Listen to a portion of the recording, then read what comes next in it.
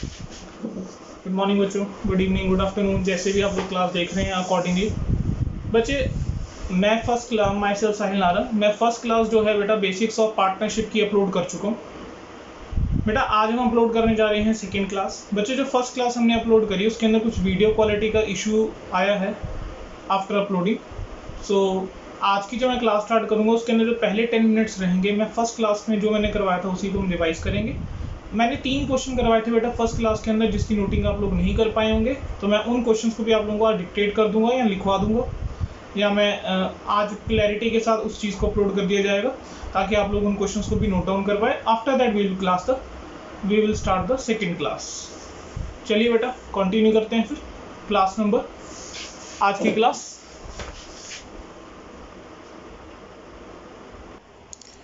चलिए बेटा स्टार्ट करते हैं। बेटा बेसिक्स ऑफ पार्टनरशिप हमने ये टॉपिक स्टार्ट करा था। बेसिक्स ऑफ पार्टनरशिप के अंदर जो चीज़ मैं आप लोगों को अब तक करवाई थी क्विकली उसको एक बार रिवाइंड करते हैं। बेटा सबसे पहले हमने क्या पढ़ा था कि पार्टनरशिप का मीनिंग क्या है। तो मैंने कहा था कि जब भी 2 या 2 से ज़्यादा पर्सन जो है वो बिजनेस कैरी ऑन कर रहे हैं, किस चीज़ के लिए बिजनेस कैरी ऑन कर रहे हैं कि वो प्रॉफिट्स को शेयर करेंगे, यानी प्रॉफिट्स को डिस्ट्रीब्यूट करेंगे आपस में, तो उन्हें हम क्या बोल देंगे, पार्टनरशिप। बट यहाँ पर एक बात आती थी कि कौन कौन पार्टनर हो सकता है। अगर आप लोगों को याद आ रहा हो that who can be partners, मैंने पार्टनरशिप के फीचर्स बेसिकली अगर बात करूँ 2 या 2 से ज़्यादा पर्सन होने चाहिए कम से कम, यानी 2 पर्सन्स का होना जरूरी है। क्या 2 से ज़्यादा हो सकते हैं? बिल्कुल हो सकते हैं सर। लेकिन पार्टनरशिप एक्ट 1932 के अंदर, पार्टनरशिप एक्ट 1932 के अंदर बेटा हुआ क्या है कि कोई भी लिमिट जो है वो नहीं दे रखी। इंडियन पार्टनरशिप एक्ट 1932 के अंदर कोई भी मैक्सिमम लिमिट नहीं दे रखी कि कितने मैक्सिमम पार्टनर हो सकते हैं। लेकिन companies act section number 464, companies act 2013 का सेक्शन नंबर 464 जो है वो एम्पावर कर देता है सेंट्रल गवर्नमेंट को कि सेंट्रल गवर्नमेंट जो है वो प्रिस्क्राइब कर सकता है कि किससे ज़्यादा, कितने मेंबर से ज़्यादा नहीं हो सकते। मैंने वो एक नंबर स्पेसिफाई कर सकता है। वो क्या कर सकता है? एक नंबर स्पेसिफाई कर सकता है कि इससे ज़्यादा नंबर ऑफ पार्टनर्स किसी पार्टनरशिप फॉर्म के अंदर नहीं हो सकते। तो सेंट्रल गवर्नमेंट ने जो लिमिट फिक्स कर दिया दैट इज़ 50। फिर हमने कहा था कि ये जो 2 या 2 से ज़्यादा पर्सन जो भी रहेंगे वो कॉम्पिटेंट टू कॉन्ट्रैक्ट भी होने चाहिए। और कॉम्पिटेंट टू कॉन्ट्रैक्ट के अंदर हमने बात करी थी कि इंडियन कॉन्ट्रैक्ट एक्ट 1872 मुझे बताता है कि कौन कौन से पर्सन हैं जो कि कॉम्पिटेंट टू कॉन्ट्रैक्ट नहीं हो सकते। तो उसके अंदर सबसे पहला जो हमने करा था बेटा वो क्या था कि कोई भी अगर माइनर है वो नहीं हो सकता competent, he is not competent to contract. Secondly person जो कि अनसाउंड माइंड का है, या फिर तीसरा पर्सन हमने कहा था कि पर्सन जो कि डिस्क्वालीफाइड बाय एनी लॉ है।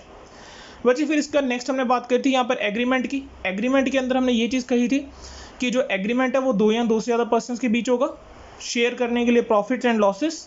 फिर हमने कहा था कि जो एग्रीमेंट होगा कहेंगे वो क्या बनता है, बेस बनता है कि रिलेशनशिप कैसा रहेगा 2 पार्टनर्स के बीच में। एग्रीमेंट जो है वो ओरल भी हो सकता है, रिटर्न भी हो सकता है। जो रिटर्न एग्रीमेंट होता है बेटा उसी को बेसिकली हम क्या बोल देते हैं, पार्टनरशिप डीड बोल देते हैं। जो रिटर्न एग्रीमेंट होता है बेटा उसी को हम लोग क्या बोल देते हैं, बेसिकली पार्टनरशिप डीड बोल देते हैं। फिर बेटा उसके बाद हमने क्या करा था, existence of business and profit motive के अंदर हमने ये बात करी थी कि जो पार्टनरशिप जो होती है वो फॉर्म किस लिए करी जाती है कि कोई बिजनेस कैरी आउट करने के लिए। अब कह रहे हैं जो बिजनेस है उसका मोटिव क्या होना चाहिए कि अर्न करना प्रॉफिट। अगर आप कोई चैरिटेबल एक्टिविटी कर रहे हो क्या वो पार्टनरशिप बन सकती है? नहीं बन सकती, क्योंकि आप चैरिटेबल पर्पस के लिए कर रहे हो, there has to be a profit motive. यहाँ पर एक और पॉइंट आता था कि लीगल होना चाहिए, कि इलीगल बिजनेस के लिए आप नहीं कर सकते। यहाँ पर मैंने आपको ड्रग्स वाला एक एग्जांपल देके चला था बेटा। फिर हमने कहा था, फिर हमने ये भी बात कर दी कि जो पर्सन्स जो है पार्टनरशिप के अंदर एंटर करते हैं उनको पार्टनर बोला जाता है। कहेंगे इंडिविजुअली उनको क्या बोला जाता है, पार्टनर बोला जाता है। फिर जो पर्सन जो है उनको पार्टनरशिप के अंदर एंटर कर रहे हैं उनको कलेक्टिवली हम कुछ नाम देते थे। और कलेक्टिवली आप लोगों को याद होगा हम क्या नाम देते थे, कलेक्टिवली हम लोगों को बोल देते थे कि वो फर्म होती है और हम जो बिजनेस, जिस बिजनेस के अंडर वो काम कर रहे हैं उसको हम बिजनेस फर्म नेम का नाम देते हैं। फिर अगला पॉइंट बेटा हमने जो करा था दैट वाज म्यूचुअल एजेंसी। बेटा अब म्यूचुअल एजेंसी का जो पॉइंट था वो क्या था बेटा, जो म्यूचुअल एजेंसी का पॉइंट था बेसिकली वो क्या था बेटा, म्यूचुअल एजेंसी का पॉइंट मुझे ये कहता था कि जो पार्टनरशिप का बिजनेस है, म्यूचुअल एजेंसी का पॉइंट मुझे क्या कहता था, कहेंगे जो बिजनेस है पार्टनरशिप कंसर्न का वो कौन कैरी ऑन कर सकता है, या तो सारे के सारे पार्टनर कैरी ऑन कर सकते हैं या कोई एक पार्टनर कैरी ऑन कर सकता है एक्टिंग फॉर ऑल, या फिर कोई एक पार्टनर जो है वो कैरी ऑन कर सकता है एक्टिंग फॉर ऑल। हर एक पार्टनर हमने कहा था प्रिंसिपल भी है और हर एक पार्टनर एजेंट भी है, हर एक पार्टनर प्रिंसिपल भी है और हर एक पार्टनर एजेंट भी है। यहाँ पर मैंने एक एग्जांपल लिया था, होपफुली आप लोगों ने रिवाइज करा होगा तो आप लोगों को वो चीज़ बेटा याद होगी। फिर अगला पॉइंट बेटा हम यहाँ पर लेके चलते हैं शेयरिंग ऑफ प्रॉफिट का। शेयरिंग ऑफ प्रॉफिट के अंदर हमने वही बात की थी, ये पॉइंट कहीं ना कहीं मैं पहले कह चुका हूँ कि चैरिटेबल एक्टिविटी नहीं होनी चाहिए, प्रॉफिट को वो शेयर करेंगे। यहाँ पर लॉसेस की रिगार्डिंग हाँ मैंने आप लोगों को एक चीज़ जरूर बताई थी कि शेयरिंग ऑफ लॉसेज जो हैं कहेंगे वो पार्टनरशिप का एसेंशियल एलिमेंट नहीं होता है। लेकिन अगर पार्टनरशिप डीड के अंदर पर्टिकुलरली लिखा है, हो सकती है प्रोविजन कि एक पर्टिकुलर पार्टनर जो है लॉस बेयर नहीं करेगा, लेकिन अगर ऐसी कोई भी स्पेसिफिक प्रोविजन नहीं लिखी हुई है लॉस के रिगार्डिंग या पार्टनरशिप डीड के में लॉस के रिगार्डिंग कुछ भी स्पेसिफिक रेफरेंस नहीं है, तो जिस तरह से प्रॉफिट बंटेगा वैसे ही लॉसेज भी बेयर करेंगे। फिर लाइबिलिटी की हमने बात करके चलती कि जो लाइबिलिटी होती है पार्टनर्स की वो कैसी रहती है बेटा, अनलिमिटेड लाइबिलिटी होती है। अनलिमिटेड लाइबिलिटी का मतलब क्या है कि अगर एसेट्स जो हैं बेटा वो क्या हो जाते हैं, फर्म के एसेट जो होते हैं अगर वो सफिशिएंट नहीं होते तो पार्टनर्स के पर्सनल एसेट्स को सेल ऑफ करा जा सकता है, पे ऑफ करने के लिए सेल कर सकते हैं, पे ऑफ करने के लिए फर्म की लाइबिलिटीज को। बेटा इसके बाद हमने यहाँ पे क्वेश्चंस जो थे वो स्टार्ट कर रहे थे। अब बेटा क्वेश्चंस के अंदर आते हैं, चलिए पहले क्वेश्चन के ऊपर। बेटा पहला क्वेश्चन मुझे क्या दे रखा है, two brothers X age 18 years and age 17 years decided to form a partnership with the provision that Y will share the profits only, कि वाई जो है वो क्या करेगा बेटा, सिर्फ प्रॉफिट शेयर करेगा, कि जो वाई है वो क्या करेगा, सिर्फ प्रॉफिट शेयर करेगा। तो बेटा आप लोग मुझे बताएंगे इसका क्या आंसर हो सकता है कि वाई जो है सिर्फ प्रॉफिट शेयर करे। क्या ऐसा पॉसिबल है, क्या ये पार्टनरशिप फॉर्म हो सकती है? आंसर है नो, ये पार्टनरशिप फॉर्म नहीं हो सकती। आंसर है no, we can not form this partnership, कि ये पार्टनरशिप जो है फॉर्म सर नहीं हो पाएगी। बेटा पॉइंट आता है कि आंसर तो आप लोगों को पता है कि पार्टनरशिप वाली फॉर्म नहीं हो सकती, क्यों नहीं हो सकती ये भी जानते हो, लेकिन इसको लिखेंगे किस तरीके से, तो आइए बेटा लिखते हैं इस आंसर। चलिए बेटा आंसर लिखते हैं क्वेश्चन नंबर 1 का। आंसर नंबर 1 बेटा क्या आएगा, the two brothers X age 18 years, y 17 years decide to form a partnership with the provision that y will share the profits only, can they do so? तो लिखेंगे बेटा answer number 1, answer number 1, और answer number 1 बेटा क्या आ जाएगा,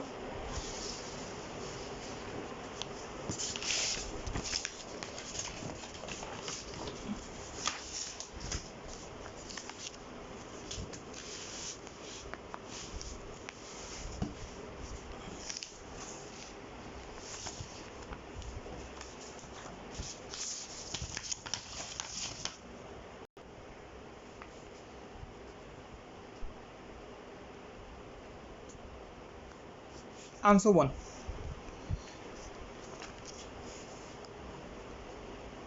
they cannot do so, they cannot do so। Reason क्या है बेटा, there must be at least 2 persons, कम से कम कितने पर्सन होनी चाहिए बेटा, कम से कम हम कह रहे हैं 2 पर्सन होनी चाहिए, and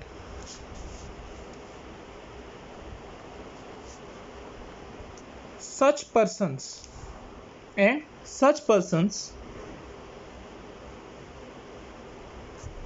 must be competent to contract। There must be at least 2 persons and such person must be competent to contract।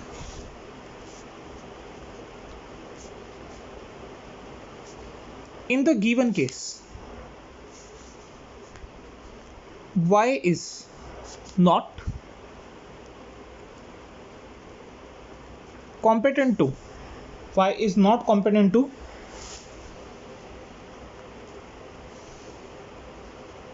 contract because he is minor। बेटा वाई कॉम्पिटेंट टू कॉन्ट्रैक्ट क्यों नहीं है, क्योंकि वो माइनर है। मैंने आप लोगों को बताया था कि इंडियन कॉन्ट्रैक्ट एक्ट के अकॉर्डिंग कौन कौन से पर्सन हैं जो कि कॉम्पिटेंट टू कॉन्ट्रैक्ट नहीं है। एक हमने माइनर करा था, एक हमने अनसाउंड माइंड करा था, और तीसरा पर्सन ने करा था जो कि disqualified by any other law है। ठीक है, तो हम यहाँ पर कहेंगे हेंस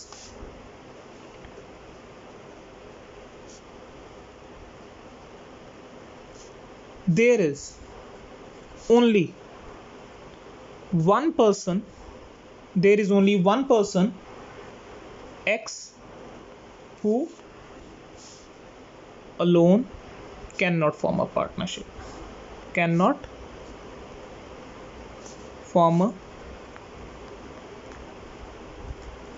पार्टनरशिप। चलिए बेटा, आप लोग एक बार इस आंसर को लिख लेंगे। मैं 1 मिनट के लिए रुक जाता हूं ताकि आप लोग ये आंसर्स को अच्छे से लिख लें।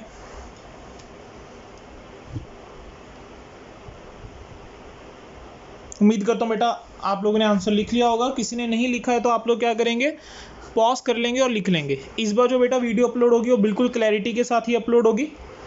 ऑफ कोर्स वीडियो बेटा अब अपलोडिंग के अंदर थोड़ा सा टाइम लगेगा। अगर हमने HD क्वालिटी के अंदर वीडियो अपलोड करनी है बेटा, इट विल टेक टाइम, तो आप लोगों को थोड़ा सा पेशेंस रखना पड़ेगा। अगर कई बार किसी दिन वीडियो लेट आती है तो ऐसा नहीं है कि उस दिन क्लास नहीं हो रही, क्लास हमारी डेली ही रहेगी। बस माइट भी पॉसिबल कि किसी दिन वीडियो शायद अपलोड रात तक ना हो पाए या थोड़ा सा लेट वीडियो अपलोड हो। चलिए बेटा, आंसर नंबर 1 अगर हो गया है तो बढ़ते हैं हम अगले क्वेश्चन की तरफ। आइए बेटा, क्वेश्चन नंबर 1 को मैं एक बार दोबारा से टिक कर देता हूँ। Question number 2, A and B are smuggling together across the Indo-Nepal border. They have earned rupees 1,50,000 in 1 year. Is it a partnership? चलिए बेटा, इसका आंसर मैं लिखता नहीं हूं, मैं आप लोगों को डिक्टेट कर देता हूं। बेटा प्लीज आप लोग लिख लेंगे इस आंसर को। आंसर नंबर 2, आंसर नंबर 2 बेटा मैं बोल रहा हूं आप लोगों को आंसर नंबर 2 प्लीज आप लोग लिख लेंगे। मैं नहीं लिख रहा बच्चा, ये चीज लिखेंगे बेटा। relationship existing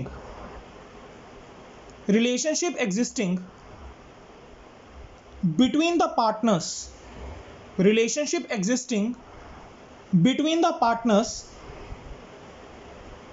must be for doing lawful business।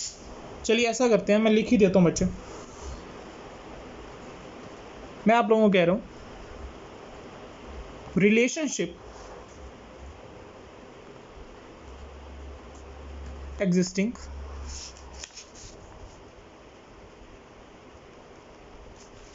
between the partners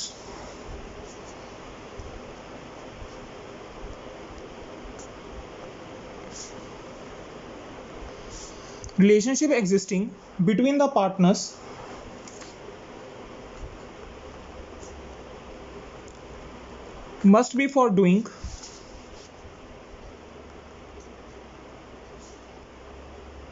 lawful business।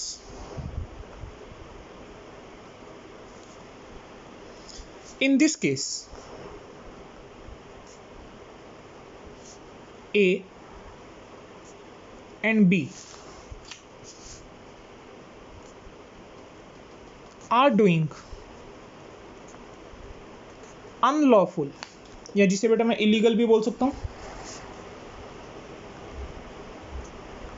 Business of. बेटा कैसा बिजनेस कर रहे हैं वो? अनलॉफुल बिजनेस किस चीज का कर रहे हैं? स्मगलिंग का।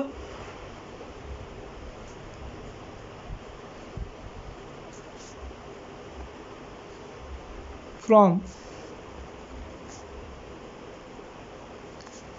Indo Nepal border, therefore it is not a partnership। therefore it is not a partnership। ये हो गया बेटा आपका आंसर नंबर 2। चलिए बेटा इसको भी लिख लेंगे आप लोग।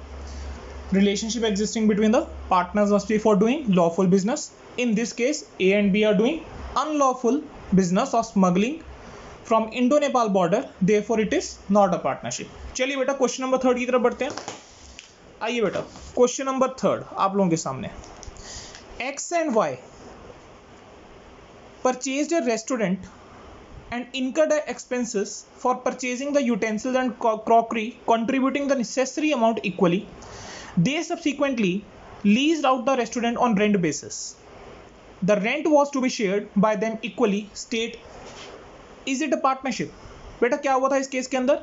X और Y 2 पर्सन्स थे, दोनों ने एक रेस्टोरेंट खरीदा, उन्होंने खर्चे इनकर करे ताकि वो यूटेंसिल्स एंड क्रॉकरी क्या करें बेटा, परचेज करें और वो इक्वल अमाउंट लेकर आए। उन्होंने सब्सिक्वेंटली क्या करा, यानी बाद में क्या करा बच्चे, इस रेस्टोरेंट को रेंट पे दे दिया, और जो रेंट से उनको अमाउंट आ रहा था इन्होंने इसको इक्वली बांट दिया। क्वेश्चन पूछा जा रहा है क्या ये पार्टनरशिप है? बेटा आप लोगों का माइंड चल जाना चाहिए अब तक कि ये पार्टनरशिप है या नहीं है, तो आप लोगों को पता है ये पार्टनरशिप नहीं है। ये कौन से वाला केस हो गया? आप लोगों को एक एग्जांपल याद आ रहा है? मैंने क्लास में एक एग्जांपल दिया था जिसके अंदर मैंने कहा था कि दो पर्सन्स ने मिलकर एक ज़मीन खरीदी, लैंड खरीद के उन्होंने क्या करा, उसको रेंट पे दे दिया। हमने उनके लिए क्या वर्ड यूज़ करा था? क्या हमने पार्टनर्स वर्ड यूज़ करा था? आंसर है नो। हमने क्या वर्ड यूज़ करा था? को ओनर्स। तो ये वाला भी तो बेटा को ओनर्स का ही केस है। चलिए लिखते हैं बेटा फिर इस आंसर को भी। चलिए बेटा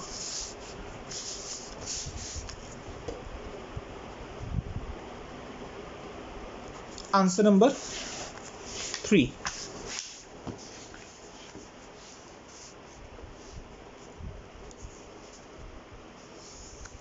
लिखेंगे बेटा मेरे साथ साथ। For partnership it is essential that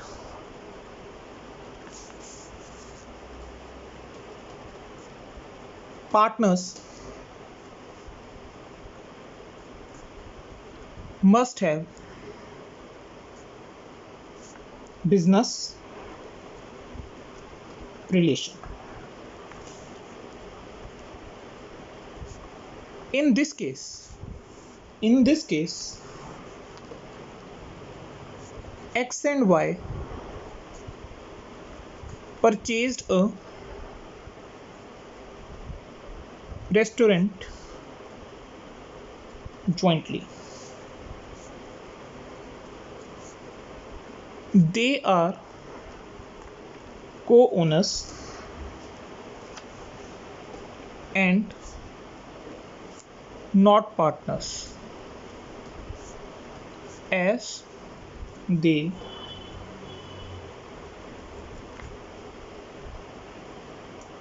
never carried on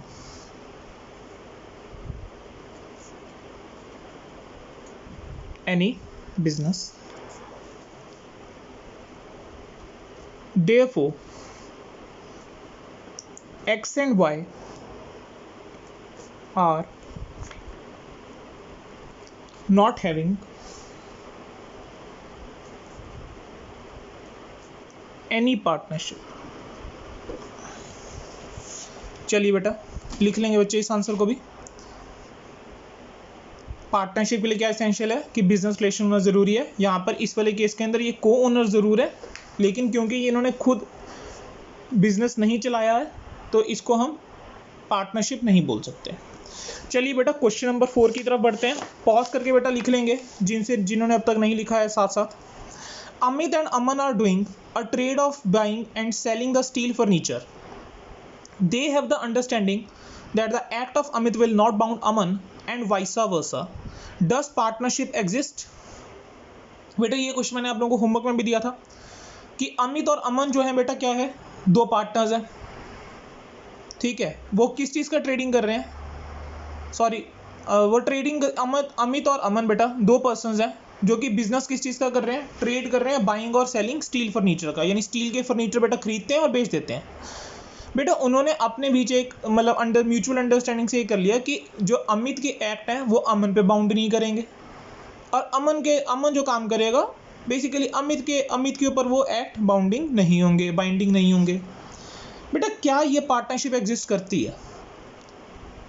सोचो जरा बेटा, यहाँ पर आप लोगों का ध्यान सीधा आना चाहिए। अगर आप लोगों ने रिवाइज करा है, मेरी बात को ध्यान से सुना है, तो एक हमने एग्जाम्पल करा था हर्ष, पूनम और रोहित वाला। हमने कहा था कि इनके बीच म्यूचुअल एजेंसी का रिलेशनशिप है। हर एक पार्टनर जो है वो एजेंट भी है और वो प्रिंसिपल भी है। बेटा वही वाला उसी के बेस के ऊपर बेटा देखो ये क्वेश्चन बना दिया गया। बच्चे ये कंसेप्ट क्लियर होने बहुत ज़रूरी हैं।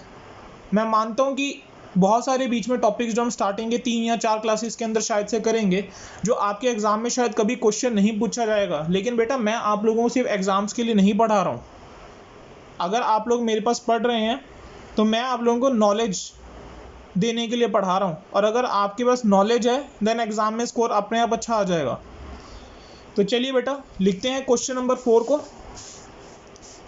मुझे बेटा कमेंट करके जो जो क्लासेस लगा रहे हैं मुझे कमेंट करके बताना ज़रूर कि आप लोगों को क्लासेस कैसी रही हैं, ये जितनी आप लोगों ने देखी हैं। प्लस जिन जिन का बेटा ये आंसर ठीक था प्लीज़ मुझे बताएंगे ज़रूर, चाहे आप मुझे मैसेज करके बताएं। चलिए बेटा, जिन्होंने सोच लिया था कि यस ये म्यूचुअल एजेंसी के ऊपर एक क्वेश्चन है, प्लीज़ बताएंगे मुझे बेटा एक बार ज़रूर।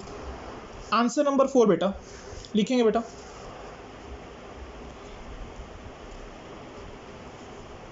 In partnership,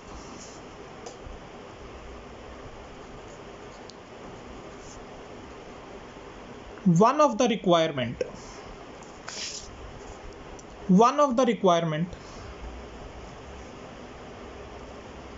is that the business must be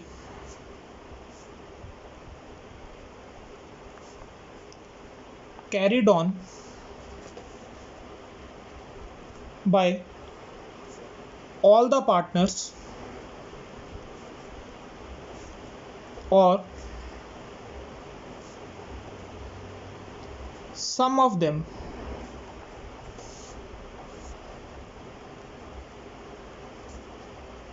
acting for all.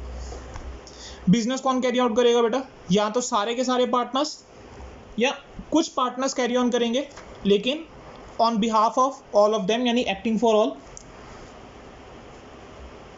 अगर इतना सब लिखने की बजाय मुझे कुछ और लिखना हो, शॉर्ट में लिखना हो, मैं क्या लिख सकता हूं? In other words,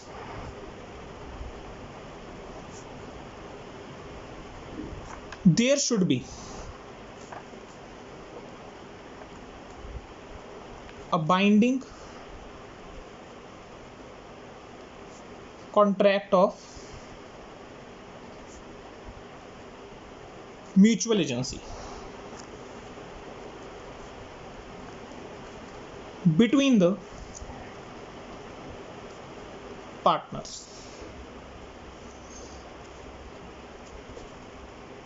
in case of, बेटा पार्टनर्स के नाम क्या क्या थे? Amit and Aman.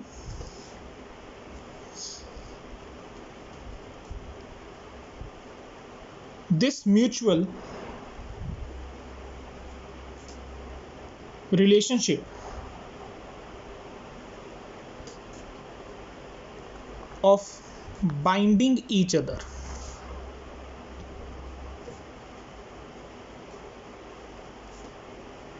does not exist. Therefore, this is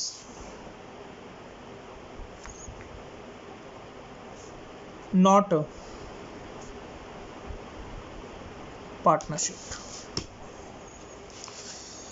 चलिए बेटा लिख लेंगे आंसर नंबर 4 आप लोगों के सामने आ चुका है बेटा। आंसर नंबर 4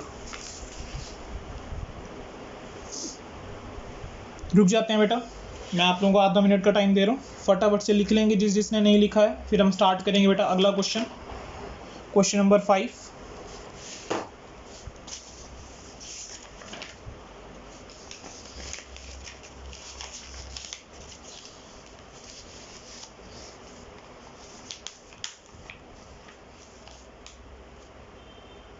चलिए बेटा लिख लिया होगा आप लोगों ने, अब तक नहीं लिखा है किसी ने तो पॉज कर लेगा क्लास को और लिख लेगा।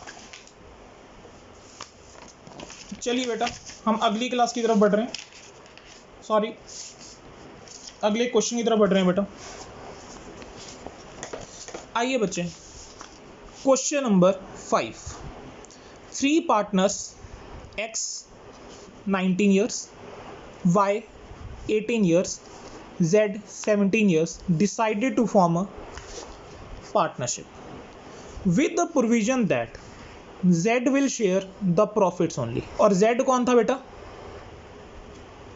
माइनर। कह रहे हैं कि जो माइनर पार्टनर है उसको सिर्फ क्या मिलेंगे? प्रॉफिट मिलेंगे।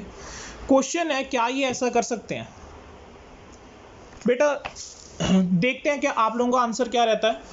किसी का आंसर बेटा अगर ये सही हुआ तो प्लीज मुझे बताएगा जरूर। किसी ने बेटा अगर इसका आंसर वही लिखा हुआ जो मैं लिखवाने जा रहा हूँ तो मुझे, या सिमिलर भी लिखा हुआ बेटा मुझे बताएंगे जरूर। चलिए बेटा आंसर नंबर 5। बेटा क्या ये ऐसा कर सकते हैं? जरा सोच के देखो, 3 पार्टनर हैं, पहले केस को समझते हैं बेटा क्या है। हम कह रहे हैं 3 भाई हैं, एक्स है, वाई है और जेड है। एक्स जो है 19 साल का है, वाई 18 का है और ये जेड 17 का है। बेटा मुझे इतना याद आता है कि जब मैंने आप लोगों को पार्टनरशिप का बेसिक स्टार्ट करवाया था तब मैंने एक चीज़ बोली थी कि that there must be 2 person और मोर देन 2 पर्सन, यानी कम से कम 2 पर्सन होने चाहिए, at least 2 person must be there. फिर हमने ये बात करी that such person must be competent to contract. अब कॉम्पिटेंट टू कॉन्ट्रैक्ट के बारे में मुझे इंडियन पार्टनरशिप एक्ट में तो कहीं लिखा नहीं हुआ, लेकिन जब मैं इंडियन कॉन्ट्रैक्ट एक्ट पढ़ता हूँ तो मुझे उसके अंदर मिल जाता है कि कॉम्पिटेंट टू कॉन्ट्रैक्ट कौन हो सकता है, कौन नहीं हो सकता, मुझे उसकी डिटेल मिल जाती है। उसके अंदर लिखा हुआ था कि माइनर जो है वो कॉम्पिटेंट टू कॉन्ट्रैक्ट नहीं हो सकता, is not competent to contract. इसका मतलब क्या हुआ कि ये जो जेड है बेटा ये कॉम्पिटेंट टू कॉन्ट्रैक्ट नहीं है। अगर ये कॉम्पिटेंट टू कॉन्ट्रैक्ट नहीं है मतलब ये पार्टनरशिप तो फॉर्म हो नहीं सकती। तो बेटा इसके अंदर अगर आप एक चीज और सोचो, एक पॉइंट आप और सोचो, सर यहां पर थोड़ा सा हमें कॉन्ट्राडिक्शन लग रहा है। एक तरफ आप कह रहे हो कि माइनर जो है वो पार्टनरशिप फॉर्म नहीं कर सकता, लेकिन हमने +1 में हमने बिजनेस स्टडीज में पढ़ा है कि माइनर पार्टनर होता है। तो बेटा मैं आप लोगों का कंसेप्ट यहां पर क्लियर कर दूं। बेटा जब पार्टनरशिप फर्स्ट टाइम बनाई जा रही है तो बेटा जितने भी पार्टनर्स जिनके बीच एग्रीमेंट हो रहा है they must be competent to contract. अब इस वाले केस के अंदर यहां पर देखो उनके पास ऑप्शन क्या है, ब्रदर्स के पास है एक्स और वाई, दोनों मेजर है, दोनों कॉम्पिटेंट टू कॉन्ट्रैक्ट है, दोनों मिलके क्या बना लेंगे बेटा, पार्टनरशिप। दोनों मिलके क्या बना लेंगे, पार्टनरशिप। अब कोई भी पार्टनरशिप फॉर्म नहीं करी जा सकती विद अ माइनर पार्टनर, लेकिन एक बार जब पार्टनरशिप बेटा फॉर्म हो जाती है उसके बाद माइनर पार्टनर को एडमिट करा जा सकता है, यानी माइनर पार्टनर जो है वो पार्टनर बन सकता है पार्टनरशिप फर्म के अंदर जो ऑलरेडी फॉर्म हो चुकी है, प्रोवाइडेड कि एक्स और वाई, यानी इस केस के अंदर एक्स और वाई या नॉर्मल जनरली मैं बोलूँ तो सभी के सभी पार्टनर्स की क्या मिल जाए, कंसेंट कि हम किसी माइनर को एज एडमिट कर लें as a partner for the share of profit या बेनिफिट के लिए। ठीक है, चलिए बेटा बस जो चीज़ बेटा मैंने आप लोगों को बोली है उसी को मैं लिखवा रहा हूँ। अब आप लोगों को अगर किसी के मन में डाउट था कि माइनर जो है माइनर पार्टनर होता है लेकिन पार्टनरशिप फॉर्म वो फॉर्म नहीं कर सकता, तो आपका डाउट क्लियर हो गया होगा। राइट, माइनर बेटा पार्टनरशिप कभी फॉर्म नहीं कर सकता, he can not enter into an agreement to form a partnership. लेकिन अगर एक बार एक पार्टनरशिप बेटा फॉर्म हो चुकी है then he can be admitted as a partner. तो बेटा आंसर लिखेंगे they can not do so. कारण all the partners, all the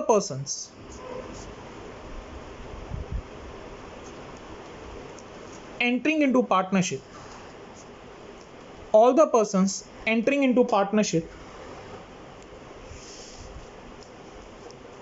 agreement must be competent to contract. Z is not competent to contract. कारण बताएंगे बेटा क्यों competent to contract नहीं है, because he is a minor, क्योंकि वो क्या है बेटा, माइनर है। लिखेंगे बेटा आगे, it must be noted that no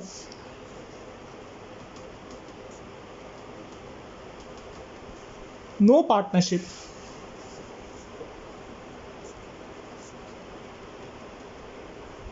can be formed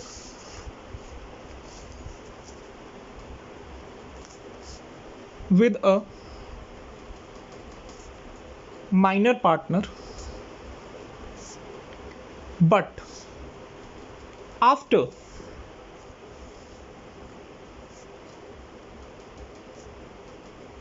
the formation of partnership, after the formation of partnership a minor can be admitted, a minor can be admitted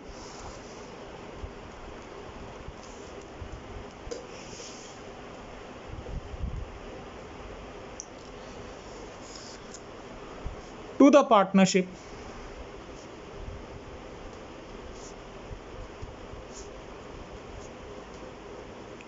with the consent of all other partners। ठीक है बेटा, चलिए बेटा थोड़ा सा lines टेढ़ी हो गई हैं इस क्वेश्चंस के अंदर, बट मैनेज करेंगे किसी तरह। चलिए बेटा मैं रुक गया हूँ आप लोगों के लिए, फटाफट से बेटा इस चीज़ को लिख लेंगे।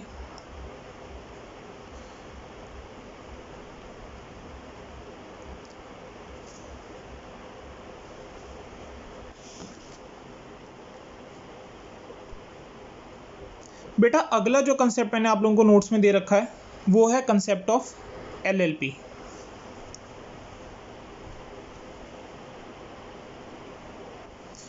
चलिए बेटा LLP का कंसेप्ट पढ़ते हैं फटाफट से। बेटा व्हाट इज एन LLP? बेटा LLP की फुल फॉर्म होती है लिमिटेड लाइबिलिटी पार्टनरशिप, और ये कंसेप्ट भी बेटा आप लोगों ने बिजनेस स्टडीज में +1 क्लास में पढ़ा है। बेटा लिमिटेड लाइबिलिटी पार्टनरशिप जो होती है वो एक ऐसी पार्टनरशिप है जो कि फॉर्म हुई है और रजिस्टर्ड है किस एक्ट के अंदर? लिमिटेड लाइबिलिटी पार्टनरशिप एक्ट 2008 के अंदर, जिसके अंदर हम ये कहते हैं कि हर एक पार्टनर की लाइबिलिटी क्या रहेगी? वो लिमिटेड रहेगी, और साथ में बेटा कंसेप्ट कौन सा रहेगा? परपेचुअल सक्सेशन का। अब परपेचुअल सक्सेशन क्या बेटा, यहाँ पर मैं एक्सप्लेन नहीं करने वाला। बिजनेस स्टडीज़ में आप लोगों ने कंपनीज के जब आपने करेक्टरिस्टिक्स पढ़े हैं तब भी आपने परपेचुअल कंसेशन वर्ड पढ़ा है। LLP के जब आपने फीचर्स पढ़े हैं तब भी आपने परपेचुअल सक्सेशन पढ़ा है। तो मैं इसके ऊपर बेटा ज़्यादा टाइम नहीं लगाने वाला हूँ।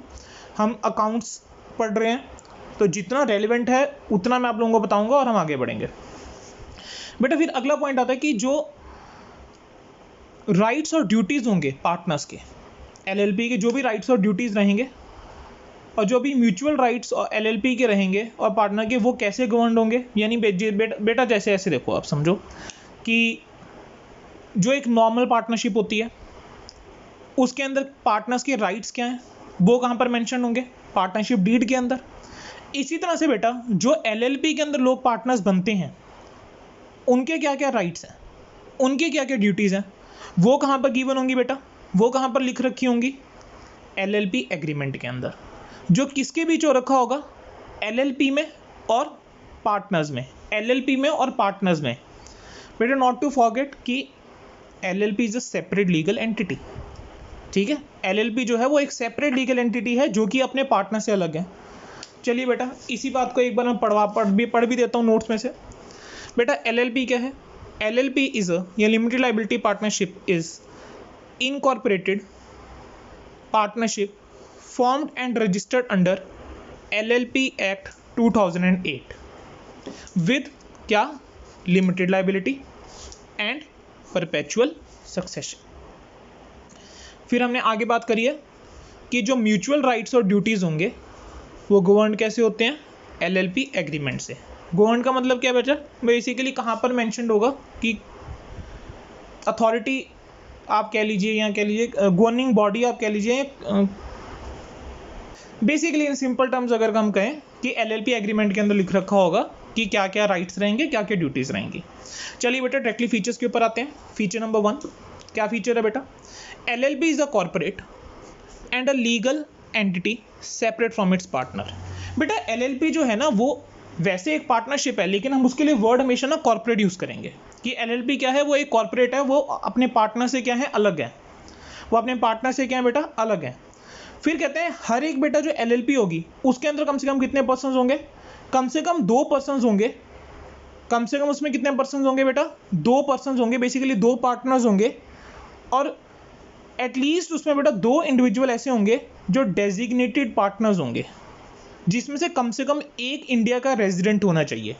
बेसिकली इस पॉइंट को समझने की कोशिश करते हैं। चलिए, हम कह रहे हैं कोई भी जो LLP होगी, मैं यहाँ पे लिख देता हूँ, नीचे यहाँ साइड में लिख देता हूँ। मैं कह रहा हूँ बेटा कोई भी LLP जो होगी, ठीक है, उसके अंदर कम से कम कितने पार्टनर्स होंगे? कम से कम 2 उसके अंदर पार्टनर्स रहेंगे। और मैं कह रहा हूँ साथ ही उसके अंदर कम से कम 2 इंडिविजुअल्स ऐसे होने चाहिए, कम से कम 2 इंडिविजुअल्स ऐसे होने चाहिए जो कि डेजिग्नेटेड पार्टनर हो। जो कि क्या है? At least 2 individuals as designated partners, कि कम से कम 2 इंडिविजुअल होने चाहिए जो डेजिग्नेटेड पार्टनर हो। और इन दोनों इंडिविजुअल में से भी एक इंडिविजुअल ऐसा होना चाहिए जो इंडिया में रेजिडेंट हो। बेटा अब रेजिडेंट कौन होता है कौन नहीं होता, मैं उसके ऊपर यहाँ पे ना चर्चा करूँगा, ना आप लोगों को ज़्यादा डीप में जाने की ज़रूरत है।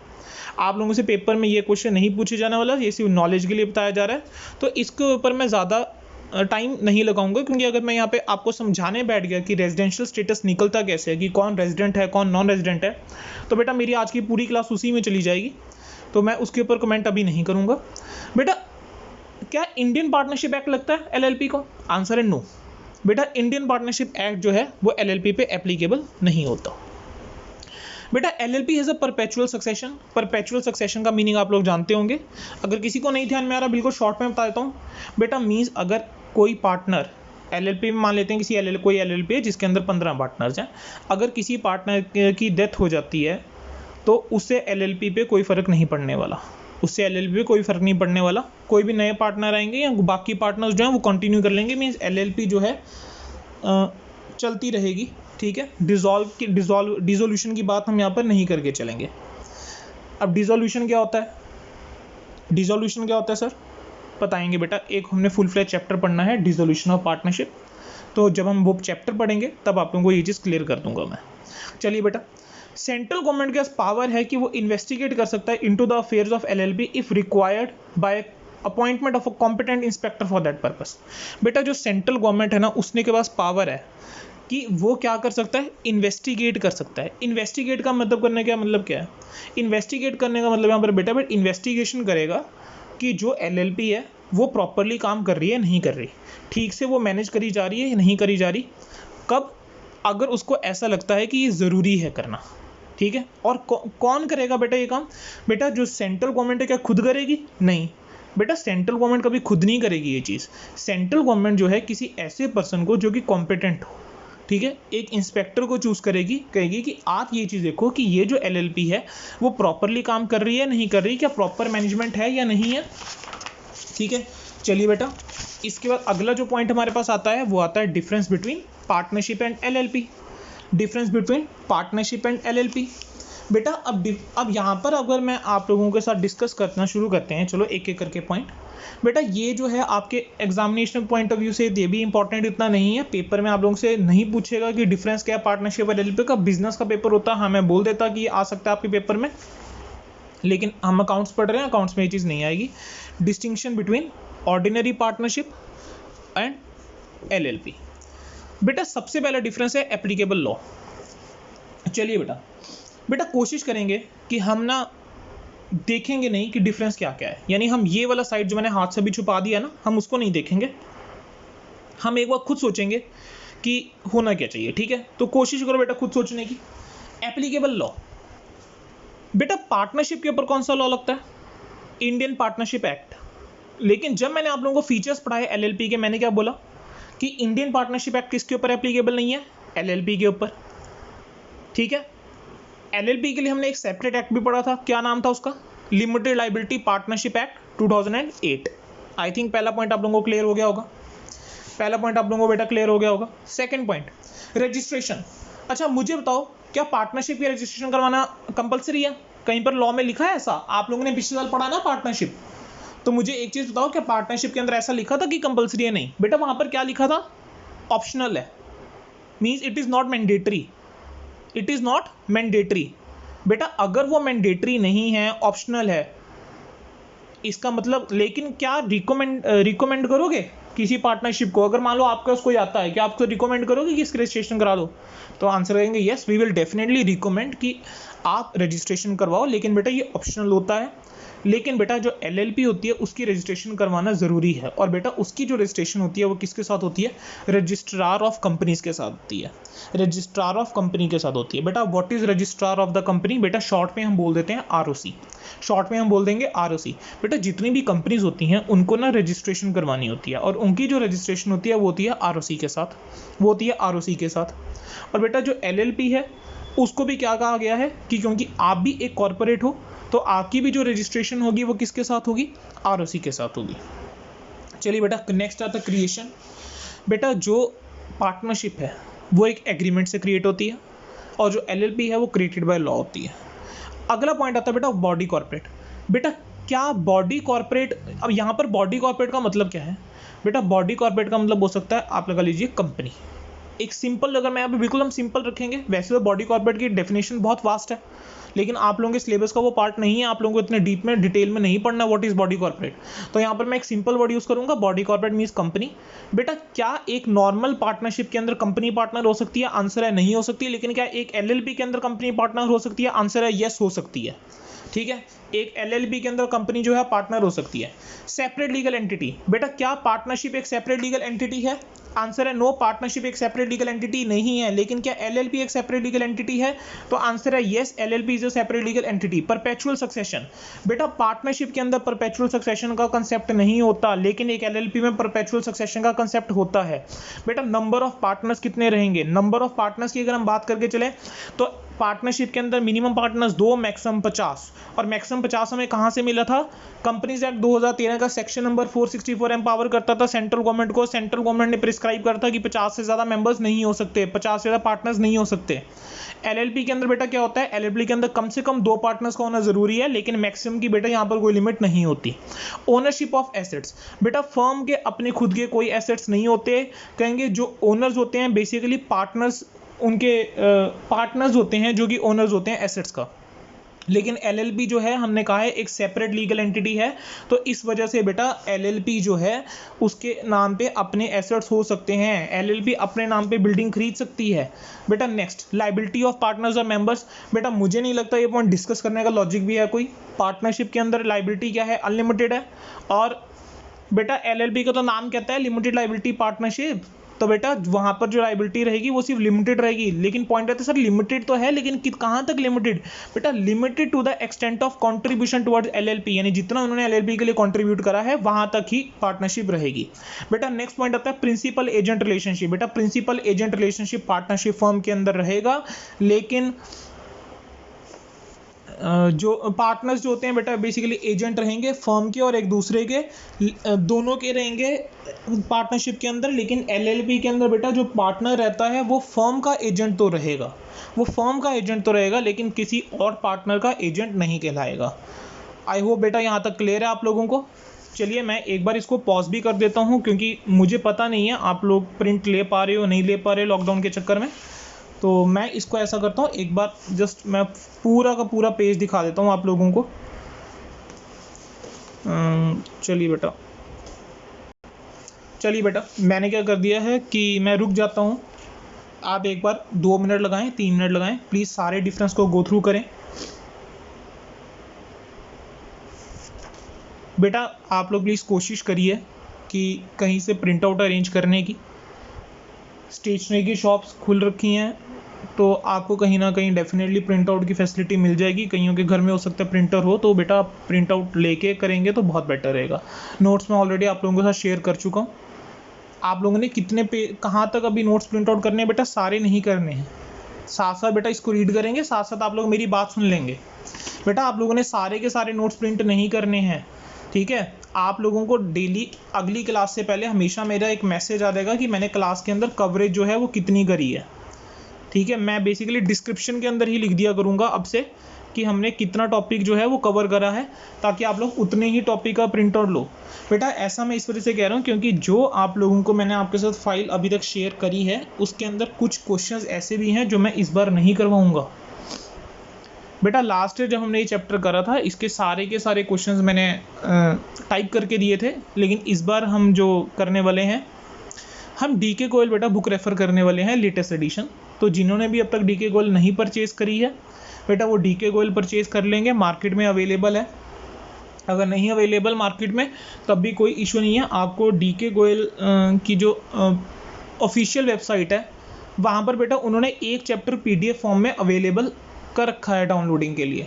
अगर आप लोग कहेंगे तो मुझे कमेंट में बता देंगे, मैं आप लोगों के साथ लिंक भी शेयर कर दूंगा, ठीक है। अगर आप लोगों को बुक्स अरेंज नहीं होती हैं, जिस बच्चों को बेटा बुक्स अरेंज नहीं होंगी मुझे वो बच्चा बता देगा, मैं उस बच्चे के साथ नोट्स जो है बेटा शेयर कर लूँगा।